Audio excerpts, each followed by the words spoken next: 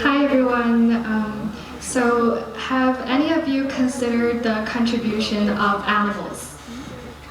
Well, most of us may never see the contribution of animals, but the health and safety of our nation often depends on the silent works of lab dogs and military dogs.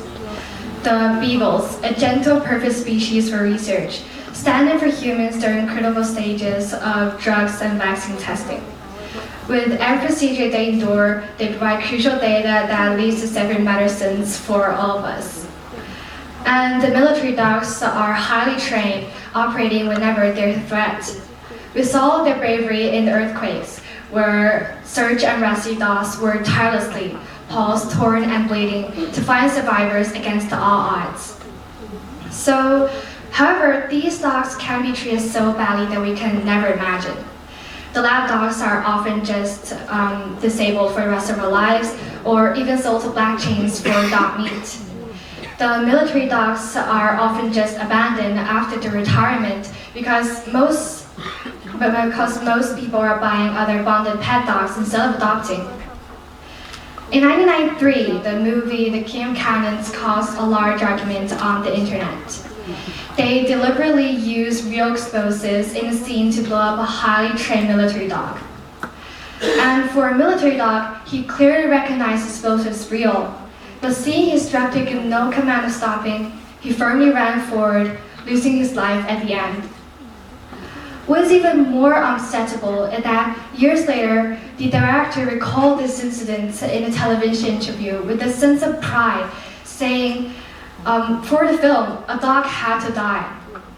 At the time of special effects are clearly feasible, he had an option to shot without harm. He still chose to take a life of a loyal companion. This is not art, but psychopathy. This type of events never stopped happening, and it is still going on, and not in movies, but in real lives. 3 years ago, a dog named Puppy, a West Highland White Terrier who had been by his owner's side since 2010, died away in a poisoning incident in 2022, and leaving behind a human who loved him most. He's accidentally been poisoned by the chicken eggs soaked in fluoric acids scattered throughout the residential area.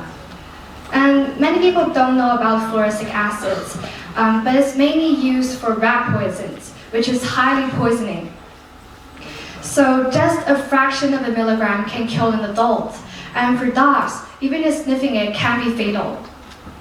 And why did the defendant do that? Because a dog urinated on his tricycle, and his granddaughter also didn't like dogs. But I mean, it's actually a stupid excuse, because that day, he caused 9 dogs lost their lives. So much time has passed, yet tragedies like this still unfold in every corner of society. But face abused cats and dogs and poisoned pets, the headlines strike our eyes again and again. But faced with these obvious wrongs, our laws often seems powerless, often seems to evade responsibility, often seems to dismiss the appeals for justice, yet struggles to accurately punish who are truly at fault. These repeated tragedies reveal a large gap in our legal system. Even now, China doesn't have a national law that clearly and uniformly defines the category of the companion animals and establishes dedicated rights and protection for them. So now you might hear people say, it's not like we don't have relevant laws at all. It's true, but these are laws protecting wildlife. And when someone intentionally poisons a pet dog, the police can handle it as intentionally destruction of property, because legally they're considered people's properties. And then these laws are suddenly useless in these cases. Another severe phenomenon is about abandonment. In China, it seems like a normal thing that everybody can do with various excuses, leaving cats and dogs outside homeless because they have skin diseases, or even because they just don't like them anymore. But they're beings, and beings have feelings. I'll take my family as an example. So 2 years ago, our family welcomed a new family member, Sugar. He's a schnauzer and a 9-year-old now. And after we've adopted him, I've known his life before. His first family raised him to 7 years old. He probably never imagined, even in his dreams, that a family that raised him for 7 years will ultimately abandon him. And his second owner raised him for 1 month and abandoned him again. So although he's adapted to my family now, he's still hurt. And he has separation anxiety disorders. Every time my mom goes out and nobody stays with him, he'll be terrified and anxious in the house. And sometimes when we visit a friend and stay too long, he'll be terrified and pace beside the door because he's afraid we'll leave him here.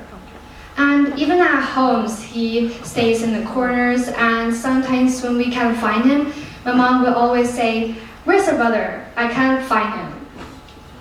So what actually happened to Sugar eventually made me think about our societies or laws that if we are prohibited to abandon, maybe animals like Sugar don't have to suffer so much. I know there are also stray cats and dogs outside homeless, but we can't make sure they're cared because we're not solving the root problems. So what I want to call for is no abandon, no shopping, and more adoption. In fact, I think this can be added to be part of the law because when you look at the other side, this can be decreasing the numbers of stray cats and dogs from the start. So there is also one thing that people say they can't do barely nothing about these laws or realities. But faced with these difficult situations, such as cases like puppies and other numerous cases, we are actually not powerless. The internet is an underestimated tool, and we can constantly follow and raise awareness about public incidents and use social media to maintain public focus. Widespread public attention is the most powerful engine for driving change, and every share makes a difference. Another good news is that we can actively support and advocate for legislation now. Recently, China's National People's Congress formally placed the legislative proposal for the 2026 Anti-Animal Abuse Law on this agenda, opening for public feedback and voting. So this is a crucial step that every one of us can directly participate and help drive historic change. Expressing our support through official channels means we're collectively transforming from bystanders into active participants. Using our voices of law to tell decision makers that protecting companion animals and punishing the acts of cruelty is a common desire of all of us. So although this voting have ended for a period of time, it provides a chance for us to improve and develop the community we shared, and we saw this country improving to be better and better. This is the alternatives we're looking for, us to stand in for helpless animals. So this is all for my speech, and I hope you can support us, and every one of us is a shield for helpless animals. Thank you.